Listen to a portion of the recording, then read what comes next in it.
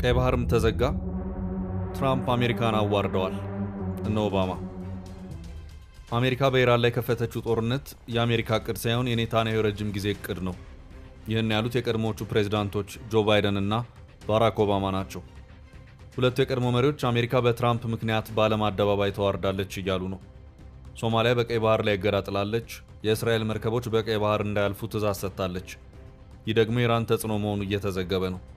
ኢራን ቀይ ባህርንም ጭምር ዘጋዋለሁ ስትል መዛቷ ይታወሳል። አሁን ደግሞ አጋዥ ሀገር አግኝታለች። ፑቲን በተመሳሳይ በእስራኤል መርከቦች ላይ ጥቃት እያደረሰ ነው።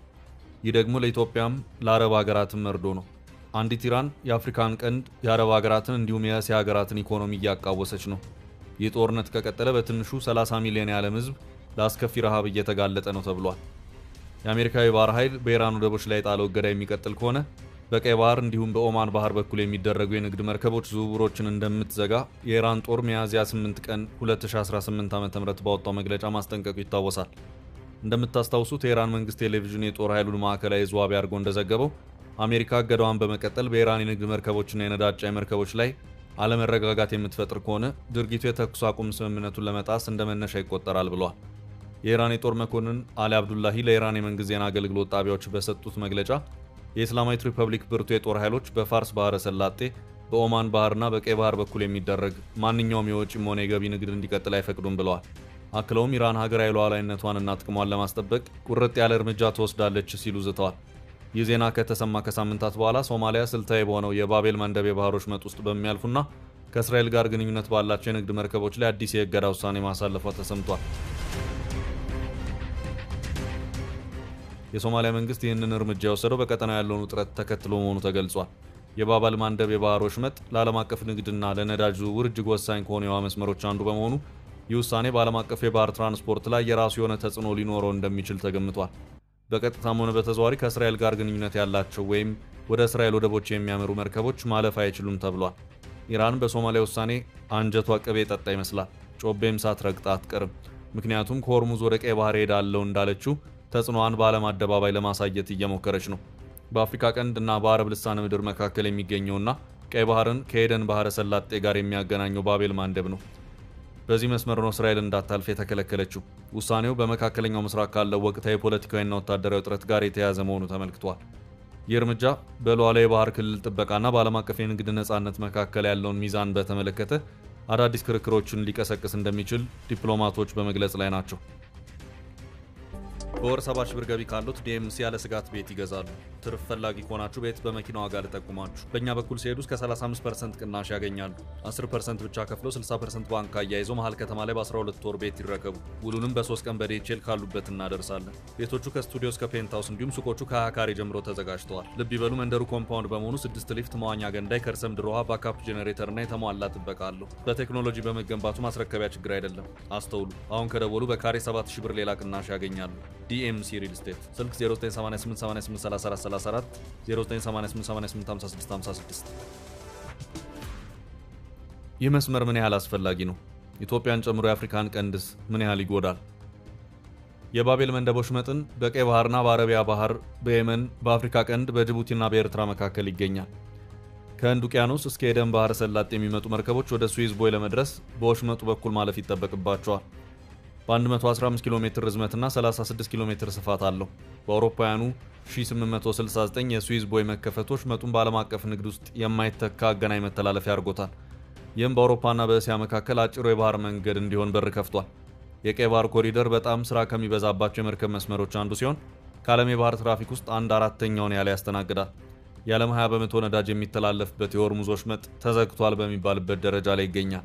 የባቤል መንደብ ወሽመጥ ከተዘጋ ተጨማሪ 12 በመቶ የዓለምን ነዳጅ አቅርቦት ይናጋል እንደማለት ነው። ኢትዮጵያዊ ፈጣሪ ድረስልሽ ማለትም እዚህ ላይ ነው። በነገራችን ላይ አንዳንድ የኢትዮጵያ አሽከርካሪዎች ሀገሬን በሰላም አውላ አሳድራት የሚለውን ጸሎታቸውን ፈጣሪ ሆይ ኢራንን በሰላም አውላ አሳድርልኝ ወደሚል ጸሎት ቀይረውታል እየተባለ ነው። ቀልድ ሊመስል ይችላል፣ ግን በርካታ የኢትዮጵያ አሽከርካሪዎች ከፍተኛ ፈተና ውስጥ ገብተዋል። ለማንኛውም ወደ ጉዳያችን እንመለስ። እንደ አሜሪካ ኤነርጂ መረጃ አስተዳደር ገለጻ ከመካከለኛው ምስራቅና ከእስያ ሀገራት ወደ ምዕራብ የሚጓጓዝ 5 ሚሊዮን በርሜል የሚገመት ነዳጅ በየቀኑ በወሽመጡ በኩል ያልፋል። በተጨማሪም 8 በመቶ የሚሆነው የዓለም ፈሳሽ የተፈጥሮ ጋዝ በዚሁ መስመር ስለሚተላለፍ ወሽመጡን ለዓለም አቀፍ የኃይል አቅርቦት ወሳኝ የደም ስር ያደርገዋል። የባቤል መንደብ ወሽመጥ ከዓለም ስትራቴጂካዊ የባህር ወሽመጦች አንዱ እንደሆነ ይቆጠራል። ኢራን በወሽመጡ ላይ ስጋት የመደቀን ፍላጎትም ሆነ ችሎታ አላት ሲሉ ከእስላማዊው አብዮታዊ ዘብ ጋር ግንኙነት ያላቸው ወታደራዊ መኮንን መናገራቸውን ታስኒም የዜና ወኪል ዘግቧል። ባቤል መንደብ ወሽመጥ ላይ የሚሰነዘረው ማንኛውም ጥቃት በኢራን በሚደገፈውና መቀመጫውን በየመን ባደረገው በሁቲ በኩል ሊሆን ይችላል። አሁን ደግሞ ሶማሊያ ራሷ አለው እያለች ነው። ስሙ እንዳይገለጽ የፈለገ አንድ የሁቲ መሪ ቡድኑ ቴህራንን በመደገፍ የባቤል መንደብ ወሽመጥን ለማጥቃት በወታደራዊ መንገድ ዝግጁ መሆኑን ለሮይተርስ ተናግሯል። አሜሪካና እስራኤል ኢራን ላይ ጦርነት ከከፈቱ ከአንድ ወር በኋላ ለመጀመሪያ ጊዜ ሁቲዎች እስራኤል ላይ ጥቃት ሰንዝረዋል። እስራኤል ከየመን የተሰነዘሩባትን 2 ሚሳኤሎች እንደተኮሰች ተናግራለች። ቡድኑ የየመንን የቀይ ባህር ዳርቻዎች የሚቆጣጠር ሲሆን በጋዛ ጦርነት ወቅት የባቤል መንደብ ወሽመጥን ኢላማ አድርጎ ነበር። ሁቲዎች ከ100 በላይ ንግድ መርከቦችን በሚሳኤልና በድሮን አጥቅተው 2 መርከቦችን ያሰመጡ ሲሆን 4 መርከበኞቹን ገድለዋል። ኢትዮጵያና አረብ ሀገራት አደጋ ውስጥ ገብተዋል። 97% የኢራን ጦርነት ኢትዮጵያን ይጎዳል። ቀይ ባህር ከተዘጋስ ምን ያህል ኢትዮጵያ ትጎዳለች? የፋርስ ባህረ ሰላጤው ሀገሮች በየቀኑ ለዓለም የሚቀርበውን 20 በመቶ ወይም 20 ሚሊዮን በርሜል ነዳጅ ዘይት የሚያቀርቡ ሀገሮች ናቸው። ከነዚህ ሀገሮች የሚገኘው ነዳጅ በኢራንና በኦማን ጫፍ መካከል በሚገኘው በጠባቡ ሆርሙዝ የባህር መተላለፊያ ሰርጥ አልፎ ነው ለገበያ የሚቀርበው።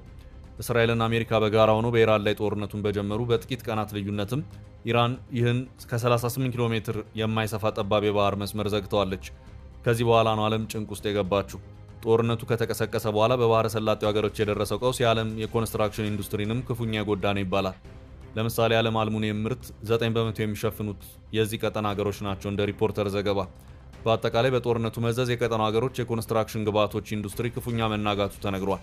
ኢራንና ሳውዲ አረቢያ ከዓለም 5 ቀዳሚ ቅርጣን አምራች ሀገሮች መካከል የሚገኙ መሆናቸው ይነገራል። ድፍድፍ ነዳጅ ከተጣራ በኋላ የሚገኘው ተረፈ ምርት ወይም ቅርጣን የአስፋልት ኮንክሪት መንገድ ግንባታ ዋና ግብዓቱን የሚያገለግል ከፍተኛ ተፈላጊነት ያለው ምርት ሲሆን የፋርስ ባህረ ሰላጤ ሀገሮችም የቅርጣንና የአስፋልት ምርት ለዓለም በማቅረብ ቀዳሚዎቹ መካከል ይገኛሉ።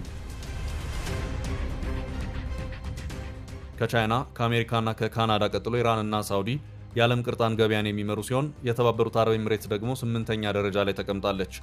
በዓለም አቀፍ የቅርጣን ገበያ ግሎባል ቢቱሚን ማርኬት መረጃ መሰረት እንደ አውሮፓውያን አቆጣጠር በ2023 ኢትዮጵያ ከውጭ ካስገባችው ቅርጣን ውስጥ 33 በመቶ ከኦማን፣ 30 በመቶ ከባህሬን፣ 19 በመቶ ከኢራቅ፣ 11 በመቶ ከአረብ ኤምሬትስ እንዲሁም 3.4 በመቶ ከቻይና ተገዝቶ የገባ ነው።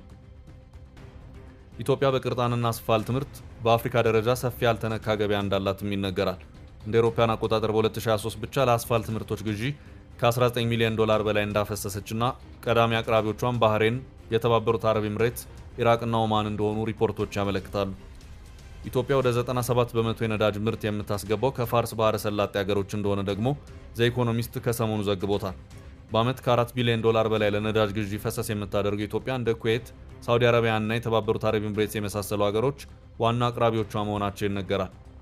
በመካከለኛው ምስራቅ ጦርነት ሳቢያ ከባድ ኢኮኖሚያዊ ቀውስ የሚገጥማቸው 15 ሀገሮችን በተለያዩ መስፈርቶች የሚፈትሸው የዘኢኮኖሚስት ሰሞነኛ ሪፖርት እንደ ፓኪስታን ያሉ ሀገሮች ነዳጅ በራሽን ወደ ማከፋፈል መግባታቸውን ይጠቅሳል። አንዳንዶች ሰራተኞቻቸውን ከቤት ሆናችሁ ስሩ እስከ ማለት መድረሳቸውን እንዲሁም ትምህርትና ሌሎች አገልግሎቶችን ማቋረጣቸውን ይገልጻል። ህንድ፣ ፊሊፒንስ፣ ቱርኪ፣ ኢንዶኔዥያ፣ ደቡብ አፍሪካ፣ ቪየትናም፣ ባንግላዴሽ፣ ኬንያ፣ ስሪላንካ፣ ታይላንድ፣ ኔፓል፣ ዮርዳኖስ፣ ግብፅ፣ ኢትዮጵያ፣ ፓኪስታን በማለት በኢራን ጦርነት መዘዝ የከፋ ጉዳት የሚደርስባቸውን ሀገሮች ስም ዝርዝር ያስቀምጣል። ይህንን በአሃዝ አስደግፎ ሲያቀርብም ለአብነት ዮርዳኖስ 90.6 በመቶ፣ ኢትዮጵያ 97 በመቶ፣ ፓኪስታን 88.8 በመቶ የነዳጅ ፍጆታቸውን ከባህረ ሰላጤው ሀገሮች ነው የሚያገኙት ይላል። ከዚህ በተጨማሪም ዮርዳኖስ 7.5 በመቶ፣ ግብፅ 5.5 በመቶ፣ ፓኪስታን 5.6 በመቶ፣ ኔፓል 8.1 በመቶ የጥልቅ ምርታቸውን ወይም ጂዲፒያቸውን የሚያገኙት በባህረ ሰላጤው ሀገሮች ካሰማሩት ሰራተኛ ህዝብ ከሚላክ የሐዋላ ገንዘብ ወይም ሬሚታንስ ነው ይላል። እንደ ኢትዮጵያ ያሉ ሀገሮችም ቀላል የማይባል መጠን ያለው የሬሚታንስ ገቢ በዚሁ አካባቢ ከተሰማሩ ዜጎቻቸው እንደሚያገኙ አያይዞ ያስረዳል። 97 በመቶ የኢራን ጦርነት ይጎዳታል የተባለች ኢትዮጵያ ቀይ ባህርም ከተዘጋስ ምን ያህል ጉዳት ይመጣባት ይሆን? ወደፊት የምናየው ይሆናል። ለኢትዮጵያ ግን አስከፊ ጊዜ ይመስላል። የኦባማና የባይደን ጸጸት፣ ትራምፕ አሜሪካን በዓለም አደባባይ ጎድተዋታል። ዶናልድ ትራምፕ በኢራን ላይ የከፈተው ጦርነት የአሜሪካ እቅድ ሳይሆን የኔታንያሁ የረጅም ጊዜ እቅድ መሆኑን የቀድሞቹ የአገሪቱ ፕሬዝዳንቶች አጋለጡ።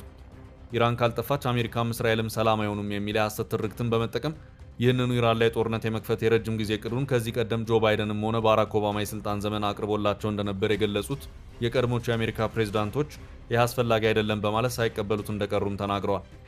ኔታንያሁ ያቀረበው ኢራንን የመውረር እቅድ እስራኤልን የሚጠቅም በአንጻሩ ደግሞ የአሜሪካንን ጥቅም የሚጎዳ በመሆኑ ሳንቀበለው ቀርተን ነበር ያሉት ጆ ባይደን እና ባራክ ኦባማ ትራምፕ ግን የኔታንያሁን እቅድ ሳይመረምር በግዴለሽነት ተቀብሎ ተግባራዊ ማድረጉ ታሪካዊ ስህተት ነው በማለት ትራምፕን ተችተዋል። የአሜሪካ ዜጎች በኑሮ ውድነትና በዋጋ ግሽበት እየተሰቃዩ ለእስራኤል ጥቅም የአሜሪካን ወታደሮች ሕይወት መስዋዕት ማድረግና በቢሊዮኖች የሚቆጠር ዶላር ማፍሰስ ትርጉም አልባና ለአሜሪካ ምንም ጥቅም የማያስገኝ መሆኑን የገለጹት ጆ ባይደን እና ባራክ ኦባማ ጦርነቱ ከተጀመረ ወዲህ በተደረገው ጥናት በአሜሪካውያን ዘንድ ያለው የትራምፕ ተፈላጊነት ከሀገሪቱ ሕዝብ 20% ብቻ መሆኑን ተናግረዋል። አሜሪካ ኢራንን ለመውረር የሚያበቃት ምንም አይነት ምክንያት እንደሌለና ኢራንም የአሜሪካ ስጋት ልትሆን እንደማትችል የገለጹት የቀድሞቹ የአሜሪካ ፕሬዝዳንቶች የሁሉ ሴራና ጥፋት በአሜሪካውያን ደምና ዶላር ታላቋን እስራኤል መመስረት የሚፈልገው የኔታንያሁ እቅድና ሴራ ነው ብለዋል። የቀድሞ የአሜሪካ ፕሬዝዳንቶች ትራምፕ አሁንም ከስህተቱ ታርሞ በኢራን ላይ የጀመረውን ወረራ እንዲያቆምና በዚህ ሰበብ የሚሞቱ ዜጎችና የሚጠፋውን ንብረት ሊታደግ ይገባል ሲሉ አሳስበዋል። ትራምፕ የኔታንያሁን እቅድ በግርድፉ ተቀብሎ ኢራን ላይ በከፈተው ጦርነትና እያጋጠመው ባለው ሽንፈት እንዲሁም አሜሪካ በኢራን ላይ በከፈተችው መሰረተ ቢስ ጦርነት ሰበብ ከዓለም ማህበረሰብ እየተገለለች በመሆኑ እጅግ ማዘናቸውንም ፕሬዝዳንቶቹ ገልጸዋል።